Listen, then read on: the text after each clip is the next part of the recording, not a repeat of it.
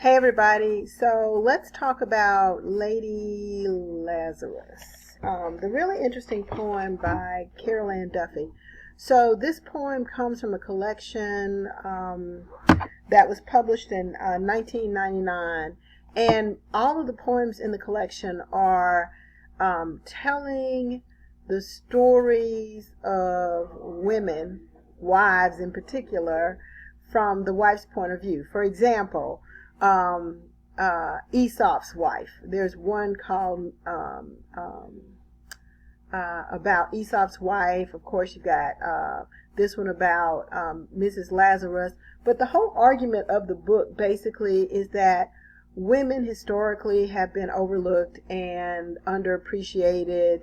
And, going back to that idea of behind every great man is a great woman, but we never hear the stories of the great women, right?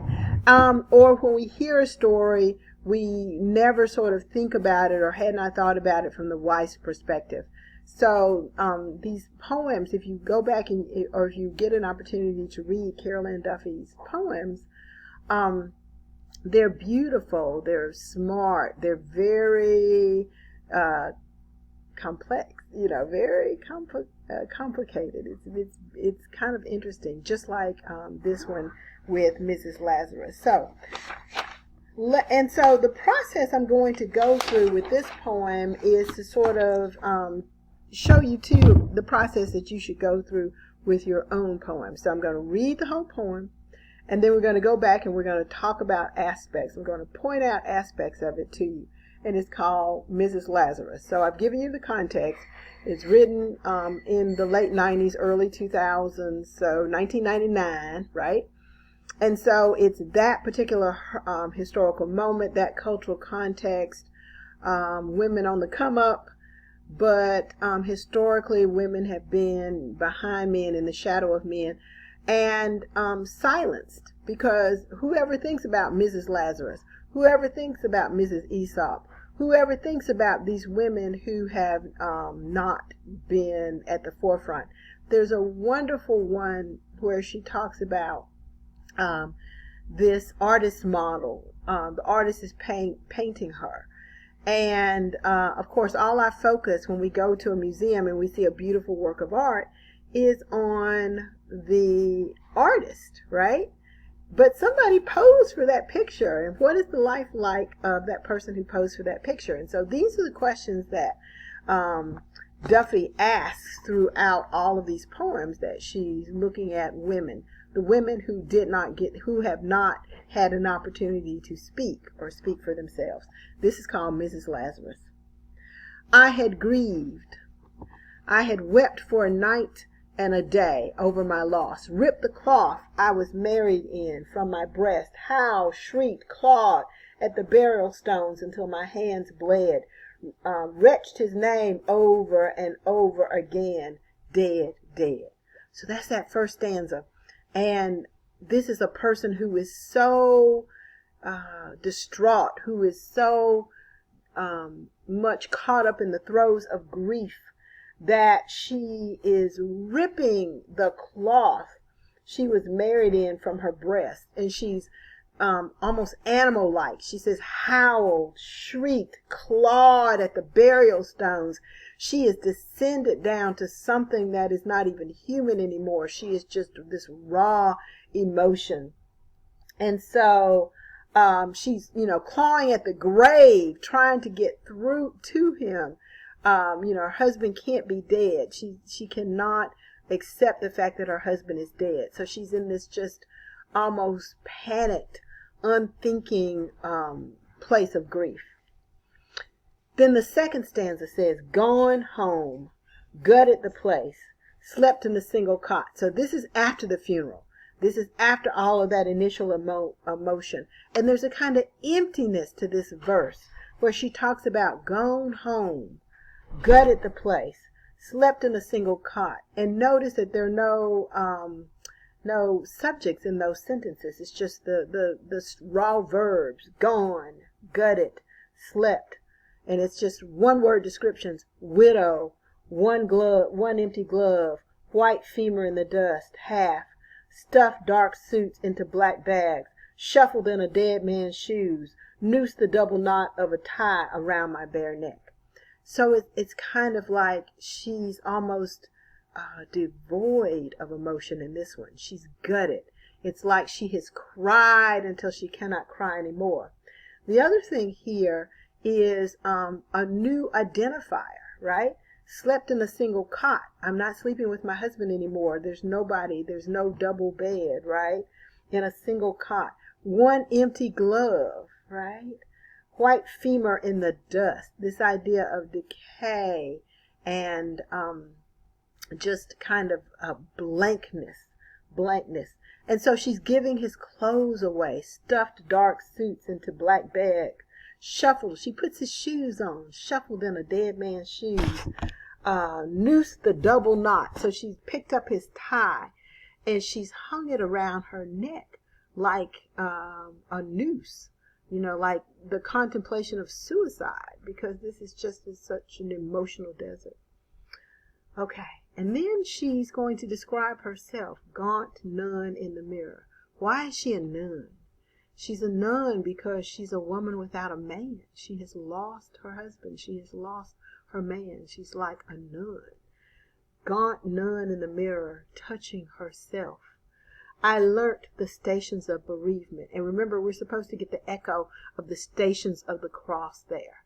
The stations of bereavement, this movement through these emotional moments and these moments where we move from one kind of sense of reality or this one way of thinking about what has happened to the next, right? And we think about, denial, acceptance, rage, all these different emotions that we go through. Okay. The icon of my face. And of course, icon is literally the icon. Y'all know what an icon is, right? If anybody's used a computer and you touch on the icon, it's a representation. But also in religion, we have religious icons. We have literally icons that are representative of these holy figures. The icon of my face in each bleak frame. So it's like she's looking at pictures of herself that she doesn't connect to anymore. But all these months he was going away from me.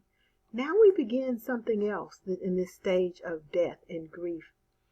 Dwindling to the shrunk size of a snapshot, gone. If you've ever had someone who died, at first you think about them constantly, then every day, and then sometimes. But eventually that person begins to kind of fade. It's not that they're not important to you anymore, but it's that the pain of their absence is not as immediate as it had been, right? Till his name was no longer a certain spell for his face. So it was that every time she heard his name, she would think about his face, but now, not so much anymore. It's just a name. The last hair on his head floated out from a book. His scent went from the house. The wheel was red. See, he was vanishing to the small zero held by the gold of my ring. So the ring, which is a bond, which is a symbol for a connection, also is a zero. He's fading to nothingness. Then he was gone. So it's like going, gone. Right? Then he was a legend. Okay, so a legend is something quite different than a memory, because a memory can be very fresh, can be very intimate, but a legend is almost something distant, something disconnected from you, something known but not intimate or familiar, right? Language, then it's just language. It's just a word that just may not conjure up any image. Language, my arm on the arm of the school teacher. Aha, now she's moved on to someone else. My arm on the arm of the school teacher, the shock of a man's strength under the sleeve of his coat along the hedgerows. But I was faithful for as long as it took. Now that's a very interesting turn in the poem. But I was faithful. I was faithful to his memory. But how can you be faithful to a dead person? The marriage vow says, till death do us part. And they have been parted by death. So it says, but I was faithful for as long as it took. right? For as long as it took what? For me not to be faithful, which is the unsaid part. Until he was memory. So now he's just memory. It's not real. So we go from that visceral, I had grieved, I had wept, I'm a widow, I'm a nun, I'm committing suicide, until this kind of like, he's gone. And she's going out with a school teacher. Okay.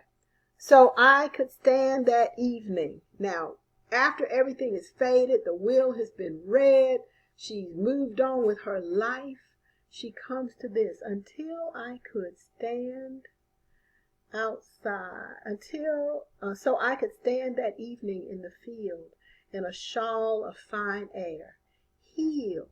I'm okay now. I'm back to myself. Able to watch the edge of the moon occur to the sky and a hare thump from a hedge. Then notice the village men running towards me, shouting. Behind them, the women and children, something's happened, barking dogs, and I knew. Now what did she know? I knew. By the sly light on the blacksmith's face, the shrill eyes. Now everything is slightly askew, because eyes are not shrill. Shrill is a sound, or a quality of sound. It's not eyes. The shrill eyes of the barmaid. The sudden hands bearing me into the hot tang. Tang is like something you taste, but it's also the smell, right? The hot tang of the crowd parting before me. He lived. Now, if he had lived at that first paragraph or that first stanza, it would be great. But now I have gotten over him. I've given away his clothes. I've moved on with my life. I'm okay now. He lived. So when it comes to this end, it feels terrible. I saw the horror on his face. I heard his mother's crazy song. I breathed his stench, 'cause he's been in the grave. He's stinking. My bridegroom in his rotting shroud. Now notice at the beginning she says, rip the cloth I was married in. She was the bride. But at the end, my bridegroom in his rotting shroud. Moist. Moist is a horrible word. I mean, it's creepy, right? Moist and disheveled from the grave's slack chew. Croaking his cuckold name. Now, cuckold is a word that is applied to women who cheat on their men. A woman who cheats on her husband has cuckolded him. You'll see that word used a lot in Shakespeare, right? She has made him a cuckold. She has cuckolded him.